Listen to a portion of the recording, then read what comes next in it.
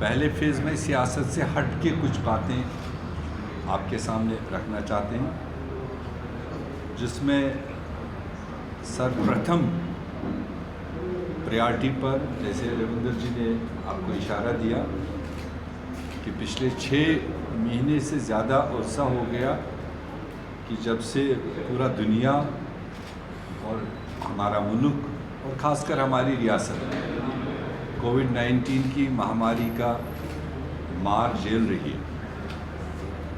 हमने बीच में हमारी नेशनल लीडरशिप ने भी time to time alert calls दिए थे हुक्मरान जमातों को, और कैसे कैसे मिसमैनेज हो रहा है ये, और जब जो स्टेप उठाने चाहिए थे तब नहीं उठाए गए, जब नहीं उठाने की ज़रूरत थी जो स्टेप, वो सारा आपको मालूम है, उसमें मैं डिटेल में नहीं जाना चाहता हूँ।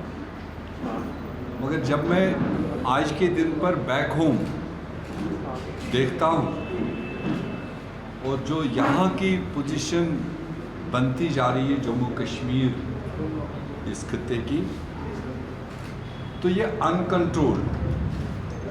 अनकंट्रोल के साथ साथ लाइलाज के साथ साथ, ये मैं इसलिए कह रहा हूँ लाइलाज टाइप इस रियासत में बना दिया गया। जितने ऐलानात, जितने फाइनेंशियल सपोर्ट्स मोबिलाइज किए गए मरकज़ी सतह पर, वो पीएम केयर फंड के नाम से हो या रूटीन हेल्थ मिनिस्ट्रीज़ की असिस्ट, ये बहुत बड़ा स्कैंडल बन गया। और इसमें अंधाधुंध तरीके से जो परचेजिंग्स हो रही है उसका कोई नियम कानून फॉलो नहीं किया जा रहा है। मैं आपको एक छोटी मिसाल दूं कि हमारी जम्मू कश्मीर एडमिनिस्ट्रेशन ऊपर से कुछ तय करती है, नीचे से ऑफिसर्स बैठ करके टेलीफोन इनविटेशन पर, टेंडर ऑन टेलीफोन, अपने काउंटर पार्ट को गुड़गांव में, गुजरात में, कहाँ पर 11,000 ऑक्सीजन जाते हैं विदाउट परफॉर्मिंग एनी कोडल फॉर्मेलिटी। और वो सिलेंडर्स भी जो लाए जा रहे हैं, जो मार्केट रेट है, जो एवरेज रेट पूरे देश भर में है, उससे कई गुना ज़्यादा रेट पर मंगाए जा रहे हैं और कोई उनको सवाल खड़ा करने वाला नहीं। इसी तरह से बाकी जो इसमें रिलेटेड आइटम्स हैं, वो एक बहुत लंबा लिस्ट है और बहुत लंबी कहानी है। मगर जिन लोगों के नाम से ये लाया जा रहा है, जो गरीब गुरबा लोग इस बीमारी में मुलव्वस हो रहे हैं और जिनको इन सरकारी सुविधाओं का कुछ बेनिफिट मिलना चाहिए, वो नहीं मिल रहा है। आप देखेंगे हमारे हॉस्पिटलों की हालत, जो वेंटिलेटर्स की हालत है, वो आप ही लोगों के ज़रिए, आप में से ही कई लोगों ने अपने रिपोर्ट्स में कैरी किया है। पर्टिकुलरली जब मैं जम्मू की बात करता हूँ, 3 हॉस्पिटल्स में 156 वेंटिलेटर इस वक्त बेकार है,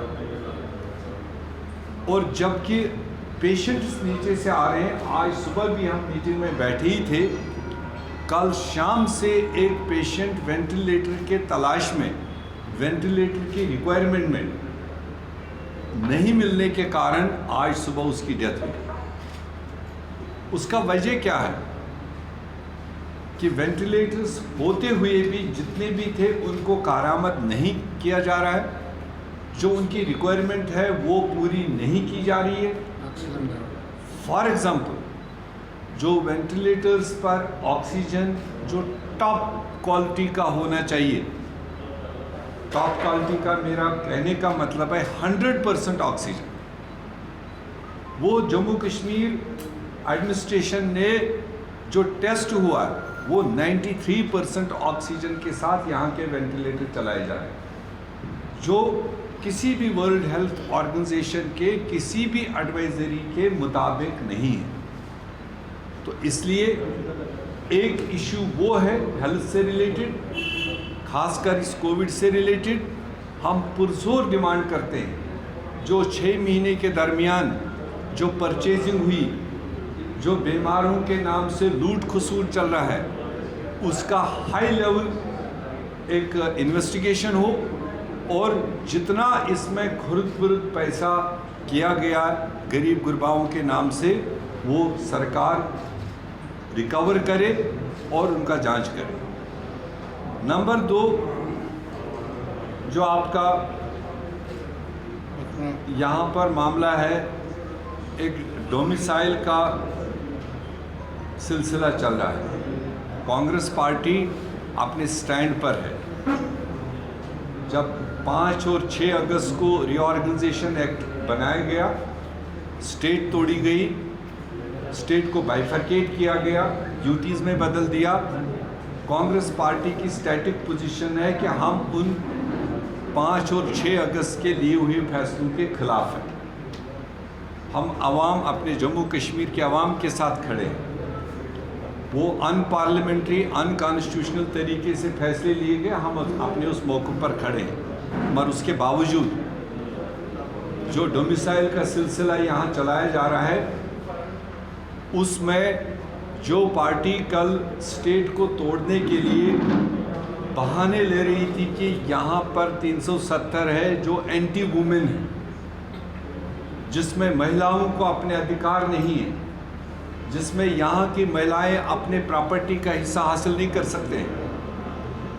आज जब हम इस डोमिसाइल लॉ को देख रहे हैं, जो अब सोच समझ के बड़े अपने आप को समझदार कहने वाले लोग हैं, उनने बनाया, तो जब आज ग्राउंड सिचुएशन पर देख रहे हैं, उसमें महिलाओं के लिए कोई गुंजाइश नहीं है।